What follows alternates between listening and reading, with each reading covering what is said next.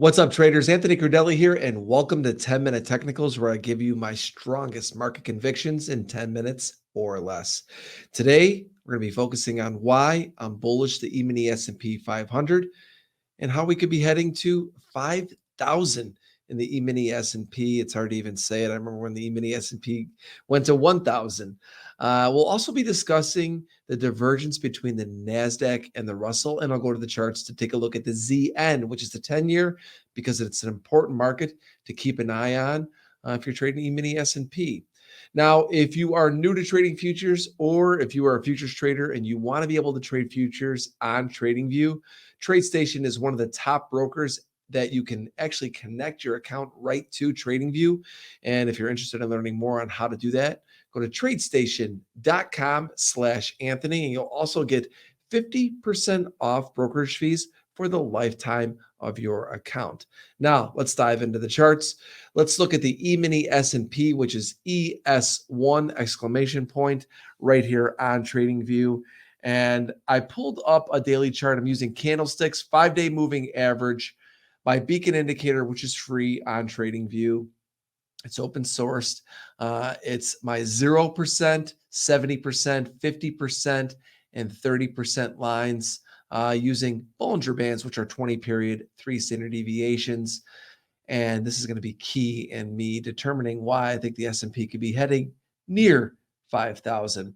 Now, when you look at this particular day, if you go back and look at the charts, go back here in June, July of 2023, you saw that the market had a really, really strong rally off the lows.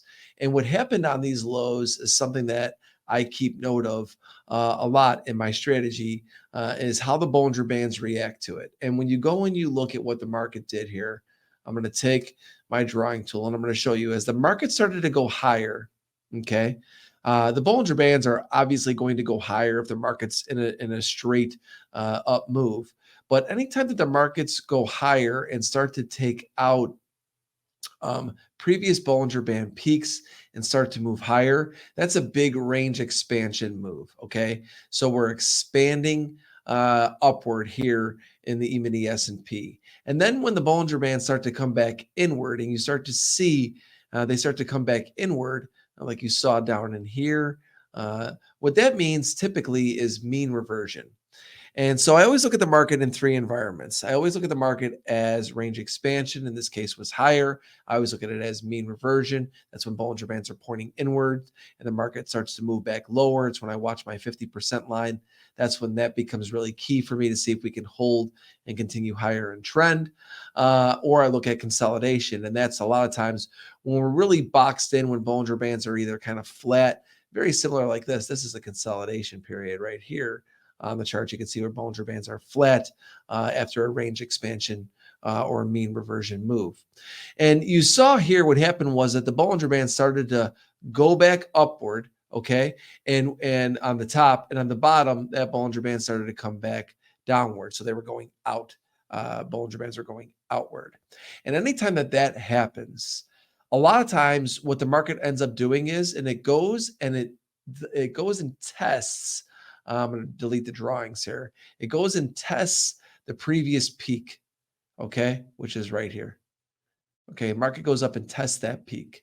And you can see it right here. It went back and tested this peak in the Bollinger Bands. And then you can see it even went back and tested this old peak right here.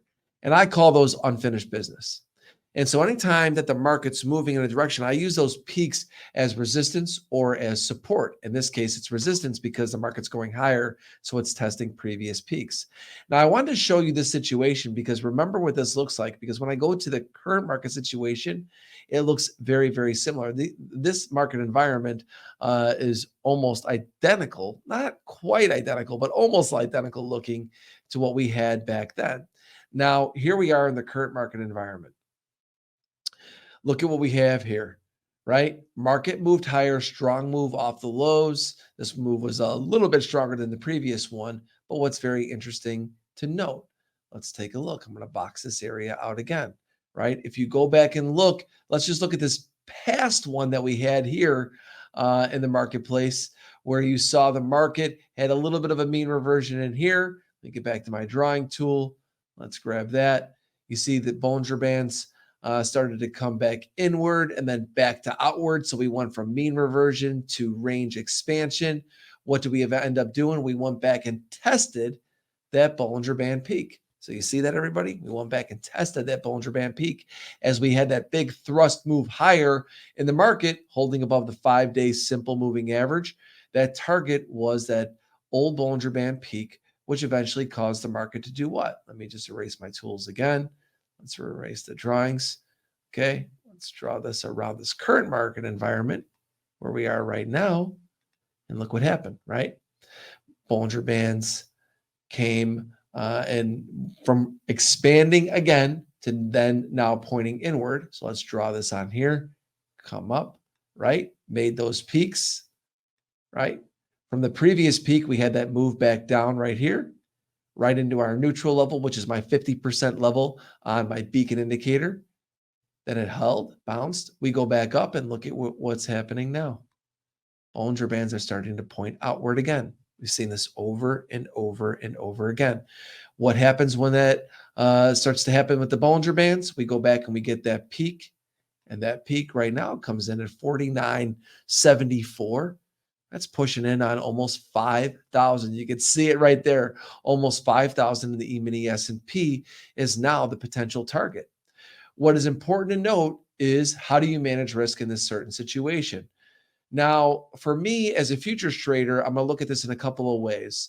First off, I look for swing positions, and I'm going to try and lean on the 5-day moving average. Hopefully this 5-day moving average starts to come up a little bit, because right now the stop's a little bit too wide for me to step in and just be long futures here. And so what I'm going to do is just going to be looking intraday and trading it to the long side, because I really can't carry a position overnight. The stop is just too wide for the target. And so intraday long only is the way I look at it.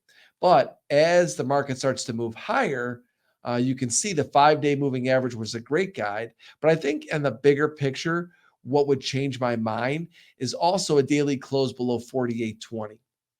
Because if you go back and look in time, in this specific instance here, that's my 70% line in beacon. It never got back below it once it got above it. And right now that is 48.22, which is pretty much right where the 5-day moving average is. So as long as it stays above 48.20, I think that we are headed up to 49.74, potentially almost 5,000 in the E-mini S&P. Long only on intraday futures for me, and also I'm going to be looking for swing positions as this 5-day moving average starts to move higher. Now, I quickly want to move over to the E-mini NASDAQ, and I want to go over that scenario and also talk about what I'm seeing there and comparing that to the Russell. When you look at the E-mini NASDAQ, they are very close to what my projected target would be, which was 17,777. And today you saw a little bit of softness come into the NASDAQ. And that's really because we're back to seeing this spread between NASDAQ and Russell, right? So NASDAQ is not a market I'm going to be trading to this target, because this target of 17,777 is just too short of a distance for the stop. But I'm going to keep an eye on it, because I think it's important to note when you're trading E-mini S&P, can the NASDAQ continue to be the upside leader? And I don't want you to be deterred by the NASDAQ's weakness today and still keeping me bullish E-mini S&P, because as I go to the Russell next, look at the Russell strength. Now, the Russell doesn't have a look at all like the NASDAQ or the S&P, but you can see what's happening again is back to that divergence we saw a lot of last year. So if you see days where Russell's up and NASDAQ down, or NASDAQ's up and Russell's not, I know as an index trader, especially E-mini S&P index trader, you tend to overthink it and think, well, maybe this is going to be a time to pull back. That divergence right now is not causing any sort of weakness or change in my plan for E-mini S&P. And last, I want to go to the 10-year. The only other thing I will watch for in the coming days as we close out today's video is if this 10-year starts to push down and we start to see this 10-year get back below 111, that could potentially be bearish for the E-mini S&P.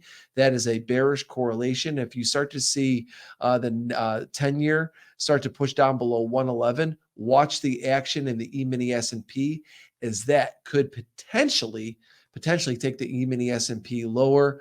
But unless any of those other scenarios happen, I think that the E-mini S&P could be on its way to 49.74, essentially 5,000. That does it for today's video here in 10-minute technicals. If you enjoyed today's video, please give me the thumbs up or that like button and share it on other social media places. Once again, I am Anthony Crudele. You can follow me on Twitter at Anthony Crudele and check out all my other free videos at anthonycrudele.com. Have a great day, everyone.